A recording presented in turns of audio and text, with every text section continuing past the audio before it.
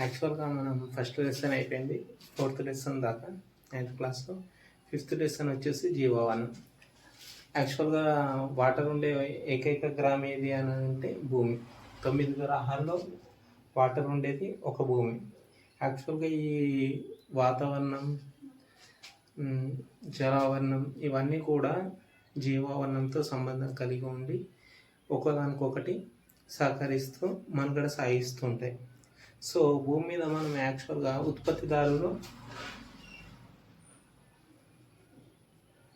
అని అంటాం. మొక్కల్ని ఉత్పత్తిదారులు అని అంటాం. ఎందుకంటే అవి సూర్యరశ్మి సాయంతో కిరణజన్య సంయోగక్రియ చేసుకొని స్వయం పోషకాలుగా ఉంటాయి. అవి వేరే వాటికి ఆహారాన్ని అందిస్తాయి. అవే వేరేటి అయితే పరపోషకాలు అని అంటారు. అంటే ఆహారం కోసం వేరే వాటి మీద ఆధారపడే వాటిని పరపోషకాలు అంటారు. ఈ పరపోషకాల్లో శాకాహారులు ఉంటాయి. శాకాహారులు అని అంటే మొక్కలు తిని బతికేవి.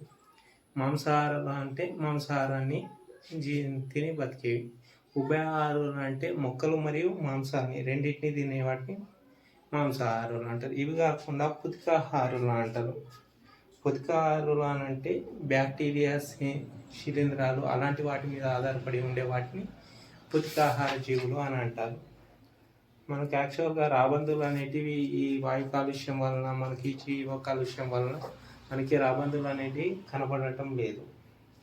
సో కొన్ని పశువుల చికిత్సలో డైక్లోఫెనాక్ అనే మందును వాడుతున్నారని తెలిసింది. రాబందులు కనపడకపోవడానికి డైక్లోఫెనాక్ అనే మందును వాడుతున్నారని తెలిసింది. సో మనకి సహజ వృక్షజాలాన్ని మనం శీతోష్ణ స్థితిని బట్టి వివిధ రకాల అడవుల్లో పెరుగుతాయని మనం తెలుసుకోవచ్చు. అందులో వచ్చేసి ఫస్ట్ ఉష్ణమండల సత్తారిత అడవులు. ఉష్ణమండల సత్తారిత అడవుల్ని ఉష్ణమండల వర్షారణ్య అని కూడా అంటారు. ఈ ప్రాంతాలు అనేటివి చాలా వేడిగా ఉండి వర్షాలు సంవత్సరం మొత్తం కురుస్తాయి. సో ఈ చెట్లు అన్నీ ఒకేసారి ఆకుని రాల్చవు.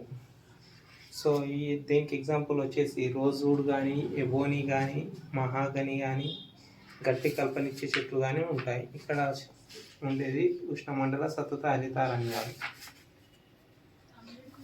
సమశీతోష్ణ సతత హరిత అడవులు. మధ్య అక్షాంశ ప్రాంతాలలో సమశీతోష్ణ అడవులు ఉంటాయి. దక్షిణ చైనా కానీ, ఆగ్నేయ బ్రెజిల్ వంటి దేశాల్లో సమశీతోష్ణ సతత హరిత అరణ్యాలు ఉంటాయి. ఇక్కడ ఉదాహరణకు ఓక్ కానీ, పైన్ కానీ, నీలగిరి వంటి చెట్లు అనేటివి పెరుగుతాయి. ఉష్ణమండల ఆకురాల్చే అడవుల్లో అధిక భాగం ఉత్తర ఆస్ట్రేలియా, మధ్య అమెరికాలలో ఉంటాయి. ఇవి సాల్ కానీ, టేకు కానీ, వేప కానీ, శేషం వంటి కానీ, కట్టి కలప చెట్లు వంటి అడవుల్లో, ఉష్ణమండల ఆకురాల్చే అడవుల్లో టేకు అలాంటివి లభిస్తాయి. సమశీతోష్ణ ఆకురాల్చే అడవులు. ఉన్నత అక్షాంశాల సైడ్ వెళ్తున్న కొద్దీ సమశీతోష్ణ ఆకురాల్చే అడవులు ఏర్పడతాయి. చైనా కానీ, న్యూజిలాండ్ కానీ, చిలీ కానీ, పశ్చిమ యూరప్ తీర ప్రాంతాల్లో ఈ అడవులు అనేటివి కనబడతాయి. ఇక్కడ వచ్చేసి ఓక్ చెట్లు కానీ, యాష్ చెట్లు కానీ, బీచ్ వంటి చెట్లు అనేటివి ఎక్కువగా ఉంటాయి. నక్కలు, తోడేళ్ళు వంటి జీవులు అనేటివి సర్వసాధారణంగా కనిపించే అడవులు. మధ్యధరా వృక్షజాలం అనేది ఖండాల తూర్పు, ఈశాన్య అంచులు సమశీతోష్ణ సతత అడవుల్లో ఉంటాయి. తర్వాత వచ్చేసి శృంగాకారపు అడవులు. ఉత్తరార్ధగోళంలో 50 నుంచి 70 డిగ్రీల అక్షాంశాల మధ్య శృంగాకార అడవులు అనేటివి కనబడతాయి. ఈ రకమైన శృంగాకార అడవుల్ని టైగా అడవులు అని కూడా అంటారు. సో ఇవి చెట్లు అనేటివి హిమాలయాల్లో ఎక్కువగా పెరుగుతాయి. ఇవి సతత చెట్లు. ఇవి కాగితం తయారు చేయడానికి యూజ్ అవుతాయి. మనం కాగితం తయారు చేయడానికి మనం ఒక 6 ప్రాసెస్ చెప్పుకున్నాం. కాగితాన్ని ఫైబర్స్లో వేయడం, నుంచి చేయడం, తర్వాత ఆరబెట్టడం, తర్వాత వడకడం, తర్వాత వాటి నుంచి కాగితాన్ని తీయడం అనేది కాగితం పరిశ్రమలో మనకు వచ్చింది. ఉష్ణమండల గడ్డి భూములు వచ్చేసి ఉష్ణమండల గడ్డి భూమి. భూమధ్య రేఖకు ఉష్ణమండలాలకు ఇరువైపులా ఉండే వాటిని ఉష్ణమండల గడ్డి భూములు అంటారు. ఇక్కడ తక్కువ వర్షపాతం ఉంటుంది. ఇక్కడ ఏనుగులు కానీ, కంచెల గాడిద కానీ, జిరాఫీ కానీ చిరుతపులి వంటివి అని ఉంటాయి. సమశీతోష్ణ మండల గడ్డి భూములు అనేటివి ఖండాంతర్గత భాగాల్లో కనిపిస్తాయి. ఇక్కడ గడ్డి అనేది చాలా చిన్నగా ఉంటుంది. అడవి బర్రెలు కానీ, దున్నలు కానీ, దుప్పి వంటి జీవులు కానీ కనిపిస్తాయి. ముళ్ళ పొదలు అనేటివి పొడిగా ఉండే ఎడారి వంటి ప్రాంతాల్లో ఉంటాయి. తర్వాత వచ్చేసి టండా వృక్షజాలం. ధ్రువ ప్రాంతాలను చేరుకుంటే అక్కడ చాలా చాలా చలిగా ఉంటుంది. సో అక్కడ వృక్షజాలం అనేది చాలా తక్కువ.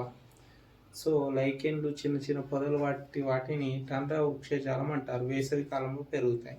సీల్ కానీ, వాల్రస్ కానీ, మస్కసెస్ కానీ, ఆర్కిటిక్ గుడ్లగూబ కానీ, ధ్రువ ప్రాంతాలు కానీ అనేటి దీని గురించి. మానవులు వ్యవసాయం, పశుపోషణ పెట్టినప్పుడు మొట్టమొదట కనుగొన్న ఖనిజం ఏది అని అంటే రాగి. తర్వాత ఇత్తడి అనేది లాంటివి కనుగొన్నారు. పరిశ్రమల వల్ల మనకు సల్ఫర్ డైఆక్సైడ్ కానీ, నైట్రోజన్ డైఆక్సైడ్ కానీ, ఆవిరైపోయిన కర్బన మూలకాలు అనేటివి విడుదలయ్యి అవి వాతావరణంలో కలిసి ఆమ్ల వర్షాలు అనేటివి కురుస్తాయి.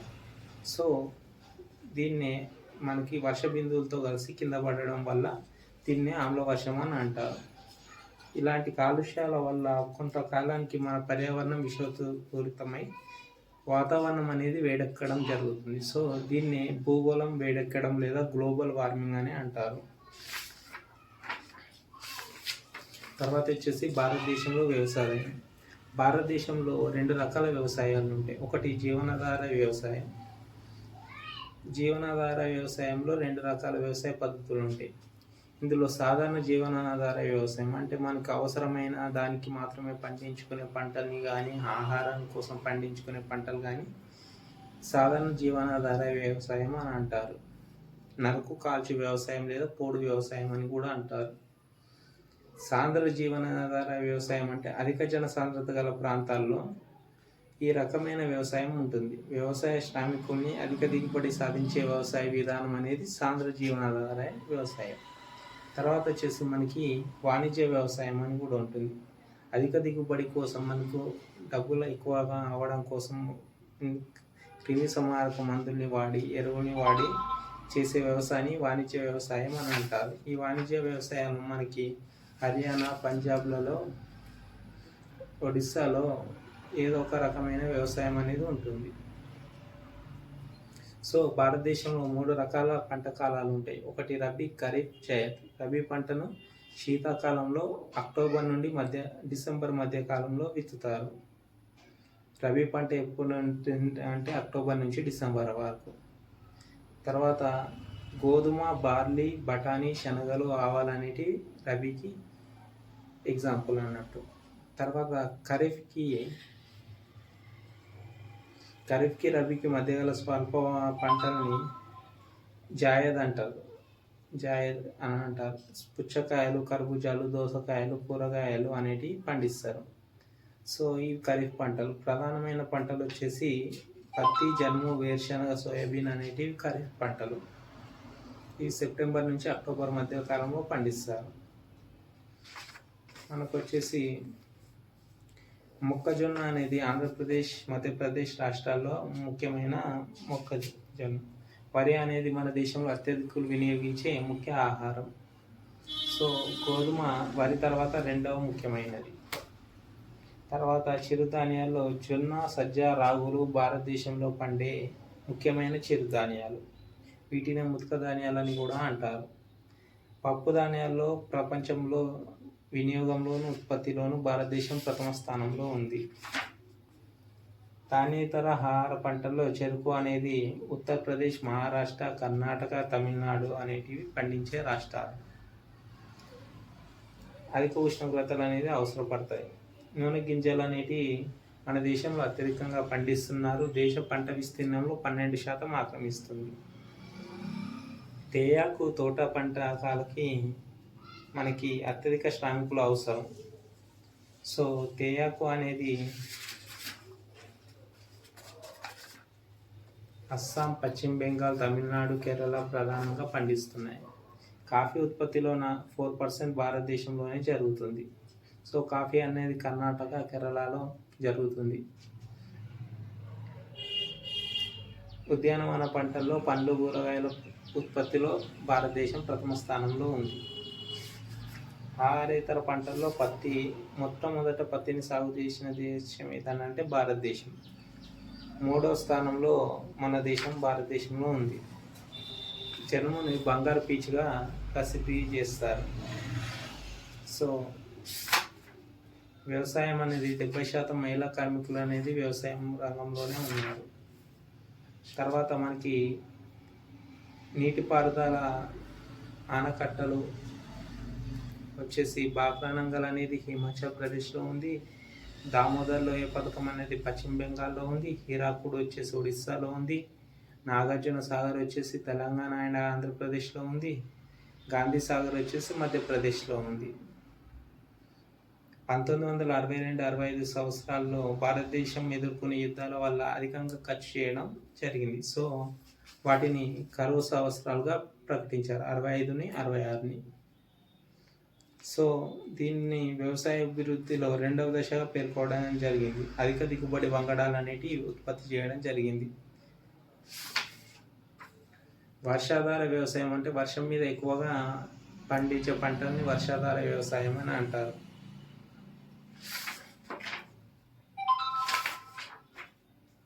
ఎరువుల సమస్య కూడా మన భారతదేశంలో ఎక్కువగా ఉంది. సో 1991 వరకు మన భారతదేశంలో చాలా రక్షిత విధానాన్ని అనుసరించింది.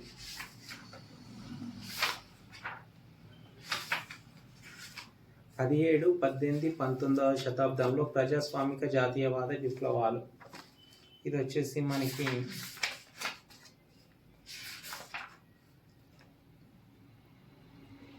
1450 ప్రాంతంలో ప్రపంచవ్యాప్తంగా ఇంటిగ్రేషన్ అనేది చాలా వేగంగా వచ్చింది. దీన్నే పారిశ్రామిక విప్లవం అంటారు. ఎందుకనంటే ఉత్పత్తి అనేది మనకి చాలా తగ్గిపోయింది. ఎందుకనంటే శ్రామికుల యొక్క శక్తి అనేది చాలా తక్కువ. సో జేమ్స్ వాట్ అనే శాస్త్రవేత్త ఒక దాన్ని కనుక్కున్నాడు, నీటి ఆవిరితో పనిచేసే యంత్రాన్ని కనుక్కున్నాడు. సో ఆ నీటి ఆవిరితో బరువైన వస్తువుని కూడా కదల్చగలిగే యంత్రాన్ని కనుక్కున్నాడు. తర్వాత అనేక రకమైన ఈ శ్రామికుల సంఖ్య అనేది తగ్గిపోయింది అని అంటే వాళ్ళ యొక్క శక్తి అనేది తక్కువ పెట్టి యంత్రాలు అనేవి ఎక్కువగా వినియోగించి ఉత్పత్తిగా కూడా పెట్టడం వల్ల భారీ పరిశ్రమలకు కానీ పారిశ్రామిక విప్లవానికి కానీ నాంది పలికింది. సో కొంతమంది అనేవాళ్ళు ఉత్పత్తి లేక, వ్యవసాయంలో ఉత్పత్తి లేక వేరే రాష్ట్రాలకు కానీ వేరే దేశాలకు కానీ వెళ్ళడాన్ని వలసవాదం అని అంటారు. 1450 మరియు 1750 మధ్య కాలాన్ని సాధారణంగా తొలి ఆధునిక కాలం అని అంటారు. క్రిస్టోఫర్ కొలంబస్ అనే అతను 1492లో దక్షిణ అమెరికాని చేరుకోవడం ద్వారా ఒక ఖండాన్ని కనుగొన్నాడు. సో 1497లో పోర్చుగీస్ నావికుడైన వాస్కో డి గామా ఆఫ్రికాని చుట్టి వెళ్ళడం ద్వారా భారతదేశానికి సముద్ర మార్గాన్ని చూపాడు.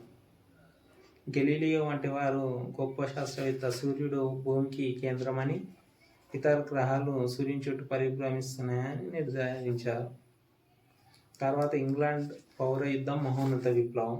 1603లో ట్యూడర్ వంశానికి చెందిన ఆఖర్ రాణి చనిపోవడంతో స్టువర్ట్ వంశానికి చెందిన జేమ్స్ వన్ రాజయ్యాడు. రాణి చనిపోతే స్టువర్ట్ వంశానికి చెందిన జేమ్స్ వన్ రాజయ్యాడు. జేమ్స్ వన్ తర్వాత చార్లెస్ వన్ రాజయ్యాడు.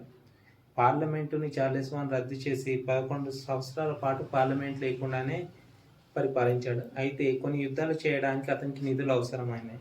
సో నిధుల కావడం కోసం అతను పార్లమెంట్ని గ్యారంటీగా చేయాల్సి వచ్చింది. సో ఈ పార్లమెంట్ అనేది 1640 నుంచి 1660 వరకు సాగింది. దీన్నే సుదీర్ఘ పార్లమెంట్ అంటారు. 1649లో చార్లెస్ వన్ ఓడిపోయిండు. సో అతన్ని ఉరి తీశారు. దాంతో ఇంగ్లాండ్ అనేది గణతంత్ర రాజ్యంగా అయిపోయింది. అయితే గణతంత్ర వ్యవస్థతో ఈ ప్రయోగం విజయవంతం కాలేదు. రాజు అధికారం ఇప్పుడు దైవం ఇచ్చిన అధికారం కాదు. సో అందుకే దీన్ని రాజ్యాంగబద్ధ రాజరికం అంటారు, కాన్స్టిట్యూషనల్ మోనార్కీ అంటారు.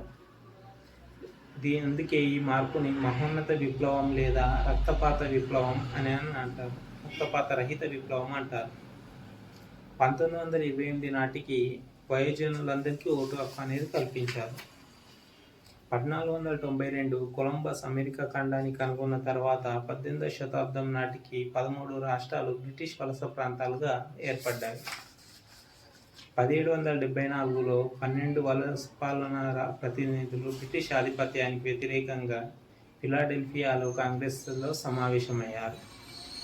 జార్జ్ త్రీని కోరారు. 1775లో ఏప్రిల్లో యుద్ధం ప్రకటించారు. విప్లవ సైన్యం ఫిలాడెల్ఫియాలో 3వ కాంగ్రెస్ సమావేశంలో 1776 జూలై 4న స్వతంత్ర ప్రకటనను ఆమోదించింది.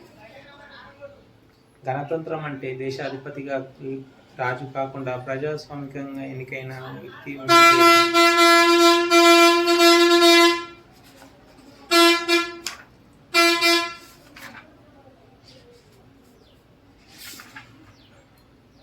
టెన్నిస్ కోర్టు ప్రతిజ్ఞ కూడా ఉంటుంది. 1791లో ఫ్రాన్స్ అనేది రాజ్యాంగ ముసాయిదా ప్రతిని తయారు చేసింది. సో అప్పటికైతే 1791కి అందరికీ ఓటు హక్కు లేదు. 25 సంవత్సరాలు నిండిన వారికి మాత్రమే ఓటు హక్కు ఇచ్చారు. బీతావాహ పాలన 1793 నుంచి 94 మధ్య కాలాన్ని బీతావాహ పాలన అని అంటారు.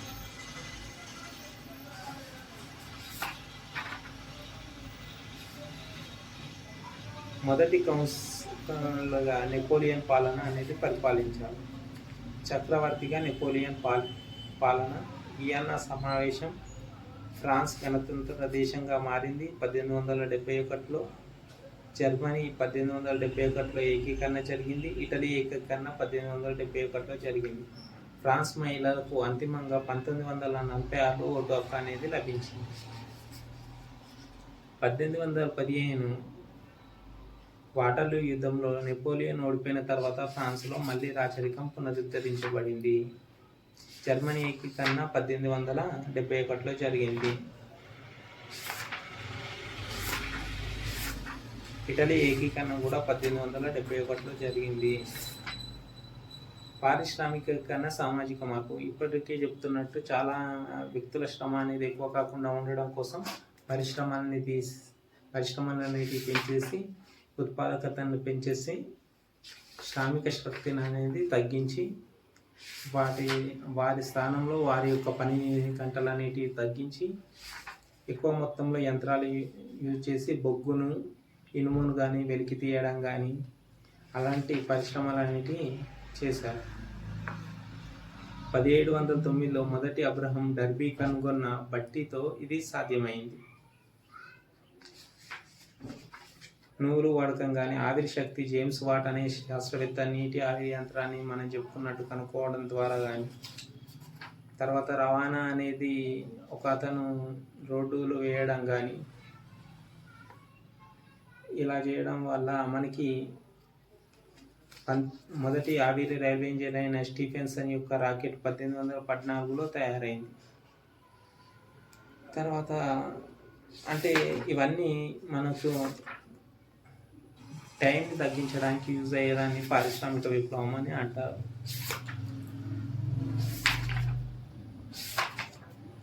తర్వాత వచ్చేసి మనకి సామాజిక నిరసనోద్యమాలు.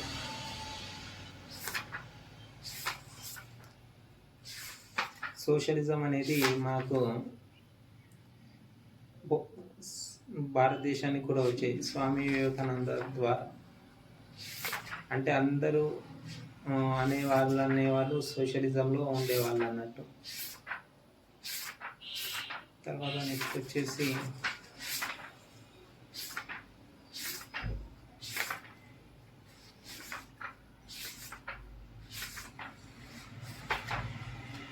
భారతదేశంపై వలస భారత ప్రభావం.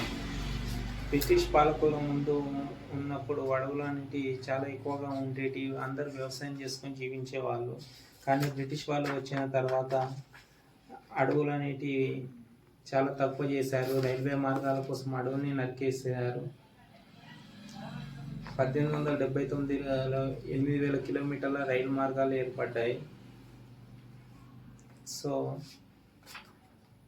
అటవీ శాఖను 1864లో ప్రభుత్వం స్థాపించింది.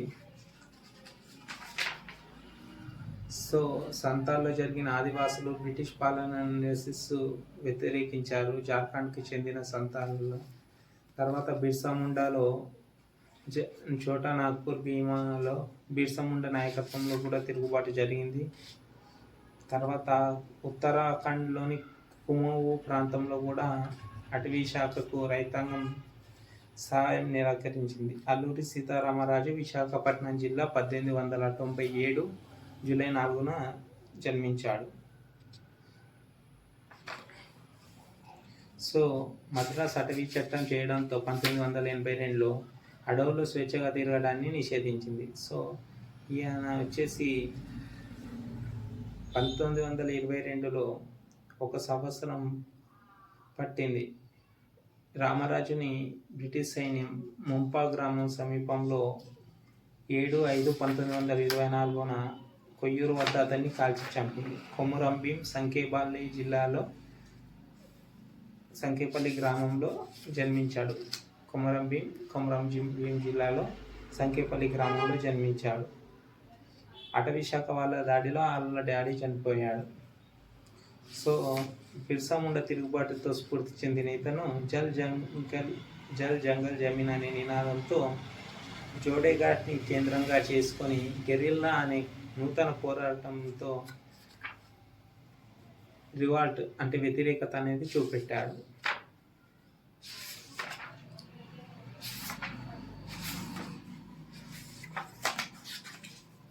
తర్వాత మనకు వచ్చేసి తర్వాత కార్మిక సంఘాలు అనేటివి వెలిసినాయి కార్మికుల కోసం. ఇది వచ్చేసి మనకి 10th క్లాస్ యొక్క 9th క్లాస్ యొక్క పార్ట్ 1.